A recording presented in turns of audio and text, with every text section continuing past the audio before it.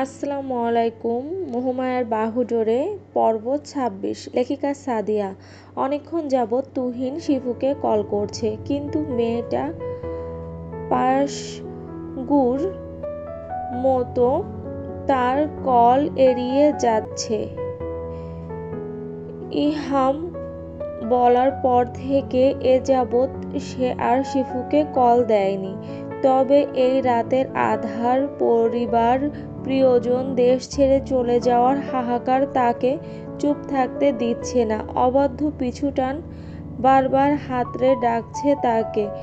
এই নিকষকালো আঁধারে বারবার কল দেবার পরও যখন শিফু রিসিভ করছে না দেখে অগত্যা সে ফোনে মেসেজ পাঠায়, দূরেই তো চলে যাচ্ছি, দেশ ছেড়েই চলে যাচ্ছি, এমনকি তোমার মন থেকেও বহু দূরে চলে গিয়েছি হয়তো। এখন তো একটু কথা বলো, একটু অন্তত মায়া করো আমার উপর। কলটা রিসিভ করো প্লিজ, আমি বড্ড একা বোধ করছি শিফু। বয়ঃসন্ধির ছোট্ট মনটা আর নিজের শক্ত নিয়ন্ত্রণে রাখতে পারেনি শিফু। হৃদয়টা হুহু করে কেঁদে উঠেছে। কাছের প্রিয় মানুষটার হাহাকার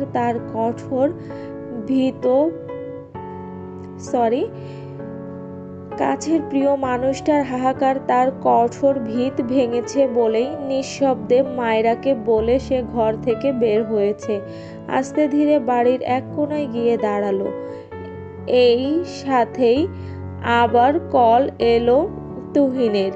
কাপা গলায় ঢোক গিলল মেয়েটা। ওপাশ থেকে ভগ্ন হৃদয়ের কম্পিত গলায় হ্যালো শব্দটা শুনে সর্বাঙ্গে শিউরে উঠেছে শিফুর ষোড়শী কায়া। ভেতরটা ধক ধক করে হাতুড়ি পেটার শব্দ লাগছে। বুকের ভেতর খুব ব্যথা অনুভব করছে। গলা দিয়ে বিপরীত শব্দ তুলতে কেমন যেন আটকে আসছে। কান্নাগুলি বুঝি গলায় এসে ঠেকেছে। অনেকক্ষণ নীরবতা চলল। ফোনের দুই পাশ থেকে দুই মানবী গভীর নীরবতায় যেন নিজেদের না বলা কথা, যন্ত্রণা, হতাশাগুলি উগলে দিচ্ছে। ইস, নীরব থেকেও যেন একে অন্যকে কত কথা বলছে। গাঢ়ভাবে দুজন দুজনকে অনুভব করে নিচ্ছে নিঃসংকোচে।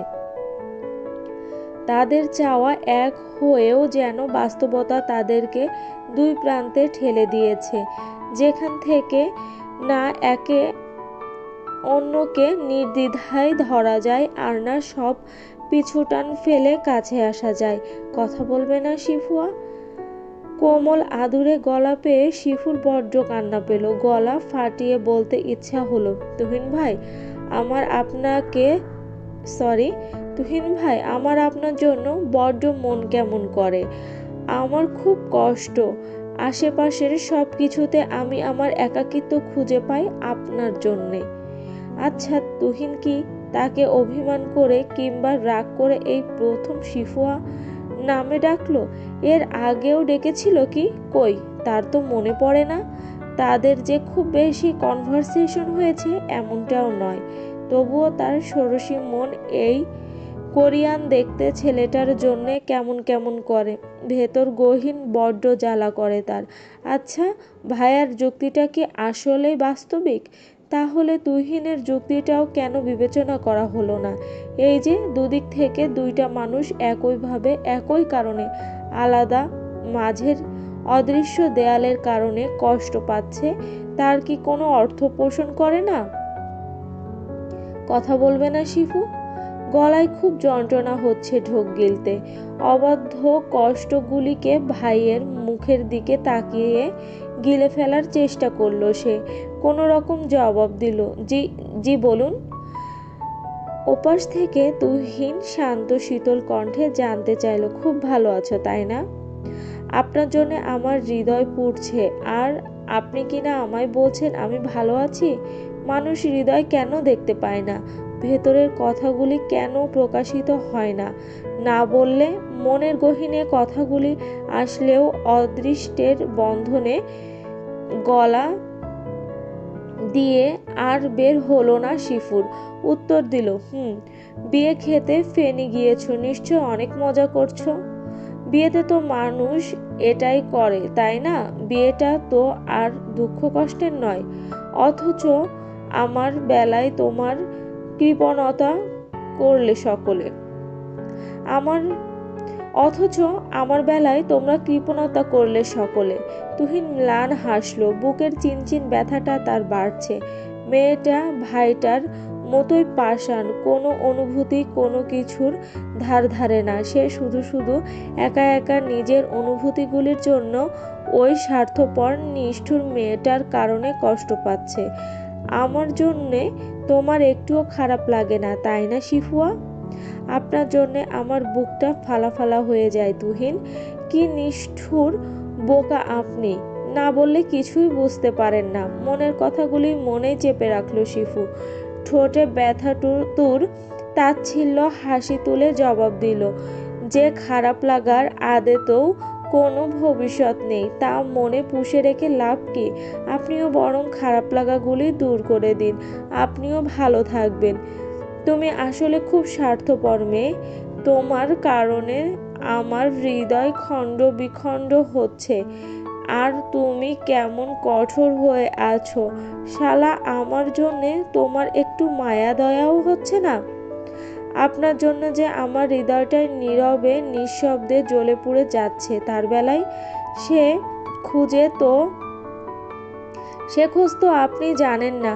কই, আমি তো আপনায় দোষারোপ করছি না। মনে মনে কথাগুলি ভেবে তুচ্ছ হাসিটা চড়া করল শিফু। কথা বলতে খুব বেগ পেতে হচ্ছে তার, গলাটা যেন ভার হয়ে আসছে যন্ত্রণায়। বাদ দিন সেসব, নতুন জীবনে পা রাখছেন, সব ভুলে সব নতুন করেই শুরু করুন। যা হবার সামনে ভালোই হবে। তোমরা ভাই বোন মনে হয় শালা আমার কেচ্ছা খতম করার জন্যে উঠে পড়ে লাগছো।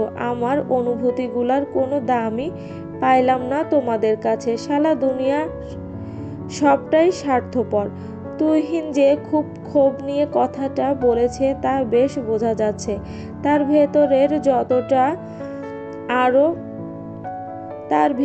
যন্ত্রণাটা আরো বাড়ল। গাঢ় হলো দহন, যে দহনের খোঁজ পৃথিবীর আড়ালে, এমনকি যার জন্য এতটা যন্ত্রণা পুষে রেখেছে মনের গহীনে।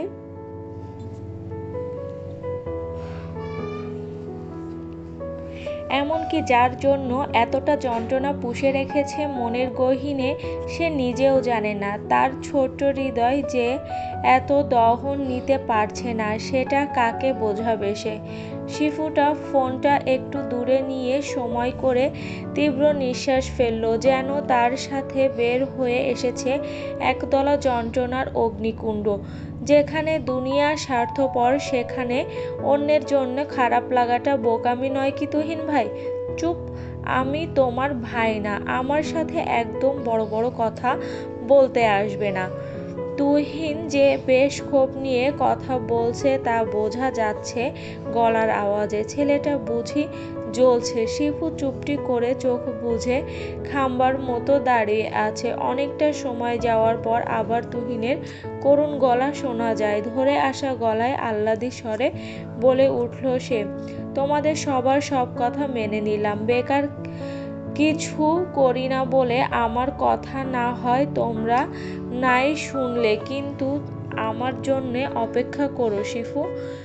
ভিনদেশে গেলে বেশি কিছু না, আমি যখন তোমায় কল দিয়ে আমায় একটু সঙ্গ দিও প্লিজ। আমি যখন তোমায় কল দিব তখন আমায় একটু সঙ্গ দিও প্লিজ। তোমার দূরত্বটুকু আমায় বড্ড পোড়াবে শিফু। তুহিন কি কাঁদলো? গলাটা কেমন কেঁপে উঠল না তার? এদিকে শিফুর ভেতরটা গরম খুন্তি লাগার মতো ছ্যাদ করে উঠল। নিঃশ্বাসটা তার আটকে আসবে। ঝাপসা চোখ আর কম্পিত দেহ নিয়ে কল কাটল। শরীরটা অস্বাভাবিক ভাবে কাঁপছে, তিরতির করছে ঠোঁটগুলি, কান্নাগুলি আটকে রাখছে বলে কি ভেতরটা আরো বেশি কষ্টের দামামা বাজাচ্ছে? নীরব পীড়ার আন্দোলনে নেমেছে তারা। তার কি একটু কাঁদা উচিত? আর সবার মতো চিৎকার করে ভেতরটা পরিষ্কার করা উচিত নয় কি? ঝাপসা ঘরটায় অদৃশ্য এক অবয়ব এখনো মায়রাকে জাপটে ধরে রেখেছে। মুখের উপর এখনো শক্তভাবে চেপে রেখেছে বলিষ্ঠ হাতটা। আতঙ্কে শঙ্কায় শরীর কাঁপছে মায়রার। চোখগুলি সংশয়ে গ্রাসে কোঠর থেকে বের হওয়ার উপায়।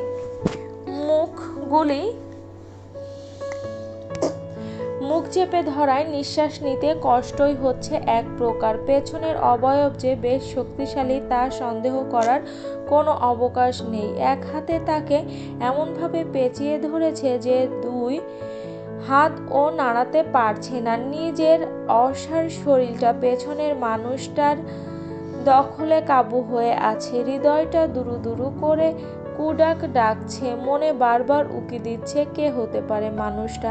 এমন অচেনা অজানা এক পরিবেশে এভাবে অসভ্যতা কেই বা করতে পারে। হুট করে তার মস্তিষ্ক সংকেত দিল হাবিবুল্লাহ।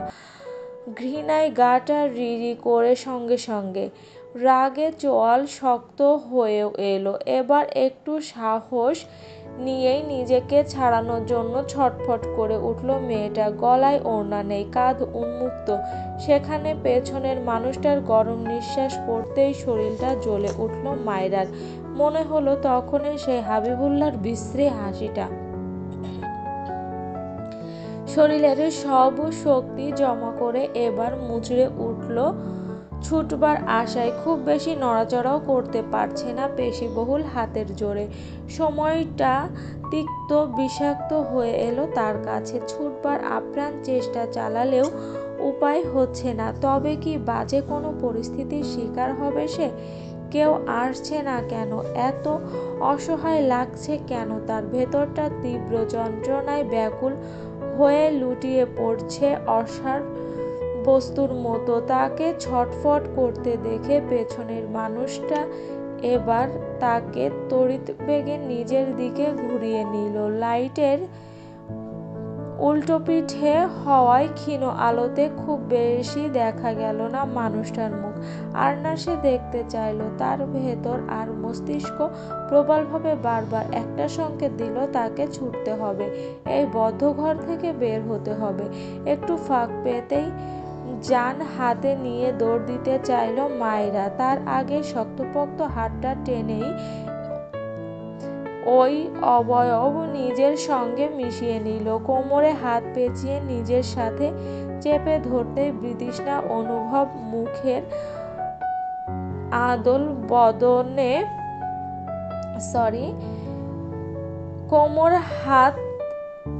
কোমরে হাত পেঁচিয়ে নিজের সাথে চেপে ধরতেই বিতৃষ্ণা অনুভবে মুখের আদল বদলে গেল মায়রার। এই দুর্বিষহ মুহূর্তে মস্তিষ্ক তাকে যতটুকু ধারণা দিল সে ঠিক ততটুকুই করল। এই রাতের আঁধারে কোনো রকম চিৎকার চেঁচামেচি না করে আচমকা সে ওই মানুষটার বুকে সর্বশক্তিতে কামড়ে ধরল। আকস্মিক ব্যথার জোয়ারে হাতের বাঁধন শিথিল হতেই ছিটকে সরে গেল মায়রা। চুলে হাত বুলিয়ে কোনো রকম দৌড়ে রুম থেকে বের হওয়ার পূর্বেই রাশভারী গলার কণ্ঠেও শোনা গেল, মায়রা ডাকটা। এমন একটা অপ্রত্যাশিত সময়ে পরিচিত ডাকটা শুনে চমকে উঠল মায়রা। বিস্ময় নিয়ে সামনে তাকালো কপাল কুঞ্চন করে। লাইটের আলোয় ঘরটা ফকফকে হতেই অবিশ্বাস্যভাবে চোখের সামনে ভেসে এলো কাঙ্ক্ষিত চিরপরিচিত মুখটা। অস্ফুট হতবিহ্বল কণ্ঠ বলে উঠল, আপনি? সামনের মানুষটার চোখ মুখে তখন বিরক্তের ভাব। কপালের চামড়া এক করে তাকিয়ে আছে তার দিকে। চোখে মুখে এখনো মেয়েটার বিস্মিত কুটিল ভাব। এভাবে কেউ কামড় দেয় মাথামোটা বলদ? লাইট অন করে দরজার সামনেই চোখ মুখ কুঁচকে দাঁড়িয়ে আছে ইহাম। ব্লু কালারের শার্টের উপরে দুইটা বোতাম খুলে রাখা হয়েছে। বাম পাশের কলারটা সরানোতে ধবধবে উন্মুক্ত বুক স্পষ্ট, বুকের বাঁ পাশটা টকটকে লাল বর্ণ ধারণ করে আছে। সেদিকে তাকিয়ে গম্ভীর মুখে আবার বলল ইহাম, দেখেছো কি করলে? আরেকটুর জন্য রক্ত বের হতো। তুমি এত রাক্ষস মায়রা? কটমট চোখে রাগান্বিতভাবে মায়রা তাকিয়ে রয়েছে ইহামের দিকে। বুকের লাল অংশ সবটাই দেখছে, তবুও তাতে তার আফসোস নেই। তার অবচেতন মন বারবার হাবিবুল্লাহর নাম আওড়াচ্ছিল, তাই মানুষটার কোনো কিছু সে তোয়াক্কাই আনেনি। ভয়াবহ পরিস্থিতিতে হিতাহিত জ্ঞান শূন্য মায়রা ঠাওরও করতে পারেনি লোকটার অবয়ব। নিজস্ব মানুষটাকে দেখে স্বস্তির চেয়েও বেশি রাগ লাগছে তার। কটমট করে আগুন চোখে বলল, উচিত ছিল ভ্যাম্পায়ারের মতো আপনার গলায় কামড় দিয়ে মাংস টেনে ছিঁড়ে ফেলা। অসভ্য পুরুষ মানুষ। মায়রা আগুন লাল চোখ দেখে বেশ মজা পেল ইহাম। কেমন সুস্নিগ্ধ একটা প্রশান্তির বাতায়ন তাকে দুলিয়ে নিয়ে গেল। মেয়েটার রাগান্বিত মুখের দিকে তাকিয়ে ঠোঁট কামড়ে হেসে উঠে সে। গম্ভীরভাবে তাকিয়ে রইল মায়রার অস্থির ভাবে নেওয়া ঘন ঘন নিঃশ্বাসগুলির দিকে। ইহাম ঠোঁটের এক কোণে অদ্ভুতভাবে হাসি ঝুলিয়ে ঘোর ঘোর চোখে এগিয়ে এলো মায়রার দিকে। মোহভরা কণ্ঠে ফিসফিস করল, ভ্যাম্পায়ারদের ভালোবাসা কিন্তু গভীর আর চিরস্থায়ী হয়। ওরা ভালোবেসে নিজের অধিকারবোধ থেকে যেমন অতি রোমান্টিক হয়, তেমনি ধ্বংসাত্মকও হতে পারে। তুমি কি এমন কিছুই হতে চাইছো নাকি মায়রা? তাকে ধরার জন্য ইহামের বাড়িয়ে দেওয়া হাতটা এক ঝটকায় সরিয়ে দিল মায়রা। দাঁত কেটে ক্রোধে বলল, একদম আমাকে ধরতে আসবেন না। আপনি কি মানুষ? এরকম কেউ করে? ইহাম তীক্ষ্ণ চোখে খেয়াল করলো মায়রাকে। মেয়েটা কি এত ভয় পেয়েছে? এখন ও কেমন থেমে থেমে নিঃশ্বাস নিচ্ছে, যেন ভেতর থেকে এখনো তরাসের লেশটা কমাতে পারেনি। আমি জানতাম তুমি মাথা মোটা, তাই বলে যে এত মোটা তা জানতাম না। এত ভয় পাবার কি আছে? আমার স্পর্শ তুমি চেনো না? আমি ছাড়া কেই বা তোমায় এমন করে জড়াবে? ইহামের অবোধ বেখাপ্পা প্রশ্নে শরীরে আরো আগুন জ্বলল। কটমট চোখে তাকিয়ে চেঁচিয়ে চেঁচিয়ে উত্তর দিল মায়রা, কেন? আপনার বানানো আত্মা, যার ভয় দেখিয়েছিলেন আপনি। মানে? মায়রা জবাব দিল না, নিজের অস্বস্তির লাগাম টানার চেষ্টা করলো। আসলেই খুব ভয় পেয়ে গিয়েছিল সে। আতঙ্কে এখনো ভেতরটা প্রবল বেগে উঠানামা করছে। চোখ বন্ধ করে লম্বা শ্বাস টানলো। শরীরটা এখনো খানিক কাঁপছে তার। কিঞ্চিত সময় নিয়ে চোখ খুলে পরিস্থিতিটা বুঝল। নিজের গায়ের দিকে তাকিয়ে ওড়না না পেয়ে কিছুটা বিব্রত বোধ করল। ছুটে গিয়ে বিছানা থেকে ওড়নাটা আনার পূর্বে ইহাম খপ করে ধরল, শক্ত হাতে পেঁচিয়ে আনলো মায়রার কোমর। হচ্ছে কি, ছাড়ুন বলছি। ইহাম জবাব দিল না, বরং ঠোঁটে হাসি তুলে মায়রার দিকে হাত বাড়িয়ে দিল। মায়রা সরু চোখে দেখল ইহামকে। চোখে মুখে কেমন মোহিত তীব্র মাদকতা ভাব। কিভাবে বিভোর চোখের দৃষ্টিতে তাকিয়ে আছে তার দিকে। এক নিমিষে মায়রা সবকিছু ভুলে গেল। দিন দুনিয়া ভুলে ডুব দিল লোকটার ওই গভীর চোখের চাউনিতে। ভিতরে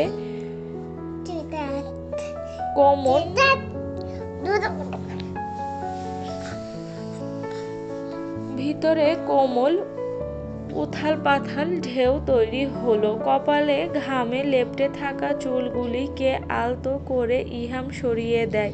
কানের পেছনে গুজে দিয়ে মুখ বাড়িয়ে ললাটে গভীর চুমু খেলো। তৃপ্তিময় আবেশে মায়রা চট করেই চোখ বন্ধ করে অনুভব করল তা। পরক্ষণে কাল বিলম্ব না করেই আটসাট করে জড়িয়ে ধরল তাকে। মেয়েটাকে বুকের মাঝে চেপে ধরে আলাদা একটা শান্তি অনুভব করল বুঝি। ঠোঁটের কোণটা আলগোজ প্রসারিত হলো। মনের অনুভূতির খেয়াল কেমন আরাম বোধ করল।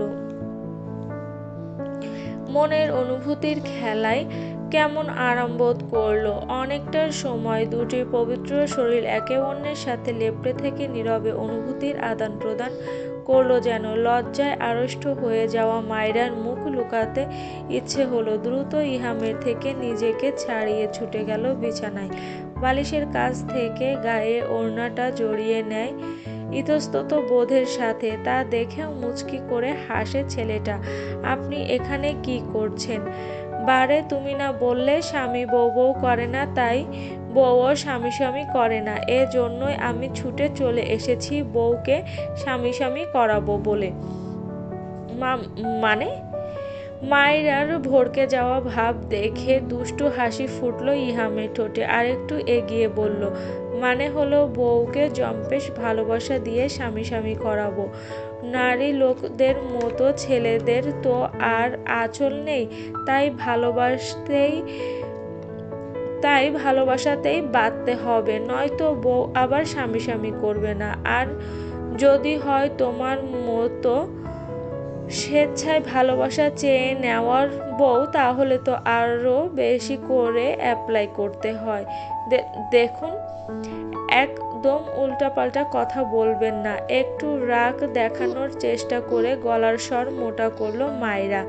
আপনার কি খেয়ে দেয়ে কাজ কাম নেই? এখানে আসলেন কি করে? চাকরি নেই আপনার? দুদিন পর পর ছুটি দেয় কে আপনাকে? ইহামের চোখে মুখে তখন দুর্দান্ত দুষ্টুমিরা খেলা করছে। মায়রার লজ্জায় রক্তিম হয়ে যাওয়া মুখশ্রী, জড়তায় তোতলানো কথা, ইতস্তত ঢাকার মেকি রাগ সবকিছু সে উপভোগ করছে। সে নিজের মতো করে মায়রার দিকে এগিয়ে আসতে আসতে নরম গলায় জবাব দিল, গাড়ি করে পায়ে চড়ে এসেছি। কেন বলো তো? চিন্তায় আছো নাকি আমায় নিয়ে? আর চাকরি নেই কে বলল তোমায়? দায়িত্বের জন্যই তো এসেছি। এখানে আবার কি কাজ আপনার? আর আপনি আমার কাছে আসছেন কেন? দূরে যান, দূর হাঁটুন। ইহাম কোনো রকম নিষেধে তোয়াক্কা না করে একদম কাছে গেল মায়রার। মেয়েটা খানিক আড়ষ্টতায় পেছাতে পেছাতে একদম বিছানাতেই দপ করে বসে পড়ল। ইহাম বিছানায় দু হাতের ভর দিয়ে তার দিকে ঝুঁকতেই অনেকটা নিজেকে বিছানার সাথে লাগিয়ে নিল। কথা বলতে গলা কাঁপছে, তবুও শীর্ণস্বর উঁচু করতে বলল, একদম কাছে আসবেন না আমার। আপনি একটা অসভ্য মিথ্যাবাদী লোক। দূরে যান আমার থেকে। ইহামের রাগ হলো না, বরং বেশ আনন্দ পেল। স্বীয় স্ত্রী নামক মেয়েটার এমন খামখেয়ালিতে ঘোর লাগা চোখে তাকিয়ে ঠোঁটের কোণায় ক্রূর হাসিটা দেখা গেল। মুখটা আরেকটু মায়রার দিকে এগিয়ে নিয়ে জবাব দিল ফিসফিস করে, তোমরা স্ত্রীরা এই অসভ্য শব্দটা বলে কি পাও বলো তো? স্ত্রীদের কাছে স্বামীরা আজন্মেও অসভ্য হয় না, সেটা যতই গভীর নির্লজ্জ মার্কা কাজ হোক না কেন। তুমি সেসব বুঝবে না। এখনো বয়স হয়নি, তবুও প্রতিনিয়ত এই শব্দটা উচ্চারণ করে কি মজা পাও তোমরা? মায়েরা আহাম্মকের মতো তাকিয়ে আছে। তার ফ্যালফ্যাল চোখের দৃষ্টি সরছেই না লোকটার উপর থেকে। কি বলে এই লোক? তার বয়স হয়নি, সে ছোট, কিছু বুঝবে না? তবে সেদিন রাতটা কি ছিল? আসো বউ, তোমাকে স্বামী স্বামী করানোর প্রক্রিয়া শুরু করি। থতমত খেয়ে গেল মায়েরা। বিস্মিত বিরস চোখে তাকিয়ে রইল ইহামের দিকে। লোকটা এমন বেপরোয়া হয়ে গেল কেন? হঠাৎ কোথায় গেল তার সেই চেনা কঠিন খোলস, পাষণ্ডের আবরণ, মোহে গ্রাস হওয়া আখির দৃষ্টি? খানিক বেপরোয়া ও অসংযত দিকের ইঙ্গিত পেয়ে থমকে গেল মায়েরা। জড়তায় ভেতর সংকুচিত হয়ে এলো তার। মানুষটার আরো একটু অগ্রসর তার বুক পিঞ্জিরার ঢিপ ঢিপ ধ্বনি প্রখর করে তুলছিল। পরিস্থিতি বেগতিক দেখে প্রসঙ্গ পাল্টাতে গলা কাশল মায়েরা।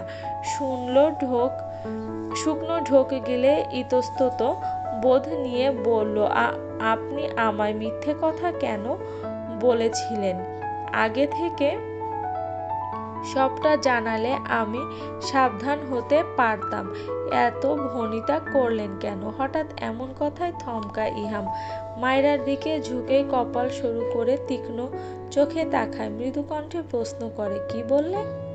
ইহামের প্রশ্নে মায়রা বোকার মতো এদিক ওদিক তাকায়। বিষয়টা এই মুহূর্তে তোলা কি ঠিক হলো? একটু সময় নিয়ে ধীরে বললে হতো না? তার যে বড্ড অস্বস্তি হচ্ছিল, পেটের ভেতর কেমন সুরসুরি লাগছিল। এই যে লাজুকতায় তার কায়া দুলছে, গলা শুকিয়ে আসছে। জহুরি চোখে ইহাম পরখ করল মায়রাকে।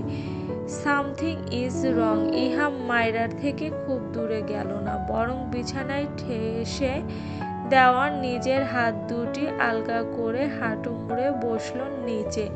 পায়ের কাজটা ইহামকে এভাবে বসতে দেখে আহাম্মক হয়ে যায় মায়রা। ড্যাব ড্যাব করে তাকিয়ে থাকে কিছুক্ষণ। পরক্ষণে নড়েচড়ে উঠলে ইহাম আলতো হাতে তার দুই হাত নিজের মুঠোয় পুরে নেয়।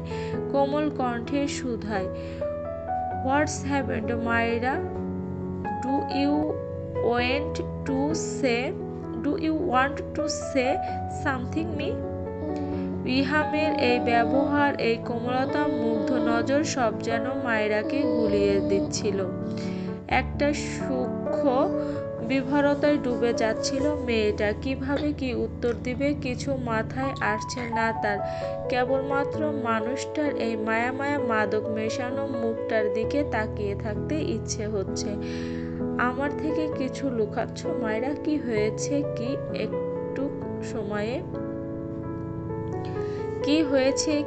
এইটুক সময়ে? মায়রা কেবল মোহগ্রস্ত মানবীর মতো এদিক ওদিক মাথা দুলিয়ে অসম্মত জানায়। তার চোখের পাতা স্থির। মানুষটার মাঝে এক দৃষ্টি ডুবে গিয়েছে যেন। মায়রা মেজাজের দফারফা না করে, কিছু হলে বলো, রাগ না উঠিয়ে চুপচাপ বলে ফেলো। কেউ কিছু বলেছে কি? কোনো খারাপ ব্যবহার? যা করার আপনার বানানো ভূতই করেছে।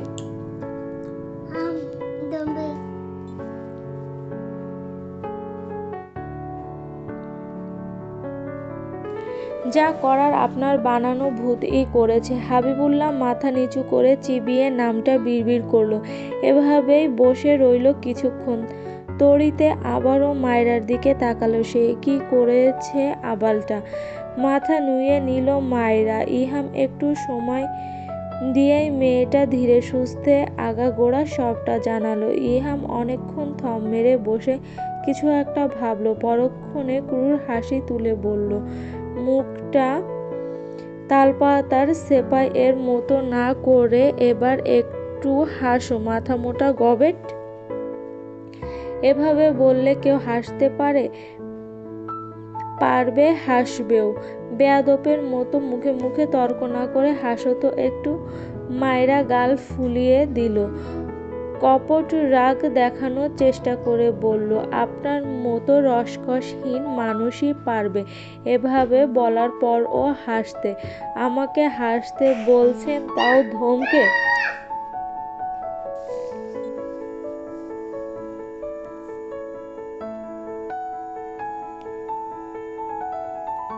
এভাবে বলার পরও হাসতে। আমাকে হাসতে বলছেন, তাও ধমকে।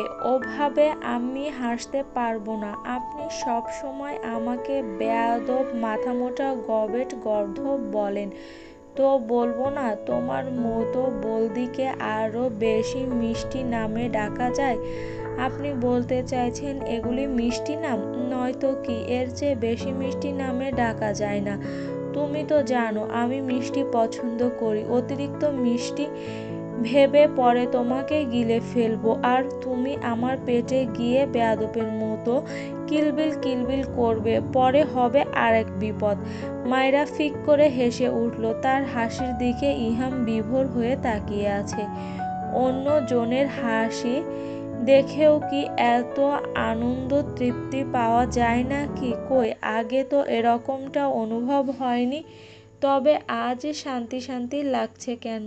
ইহাম বাবা, কিরে খাবি না? টেবিলে ভাত দিয়েছি, খেতে আয়। মায়েরা হাসি থামিয়ে চকিতে তাকায়। বদ্ধ দরজার দিকে সে উঠতে চাইলে ইশারায় ইহাম বুঝিয়ে দেয়, আমি খুলছি।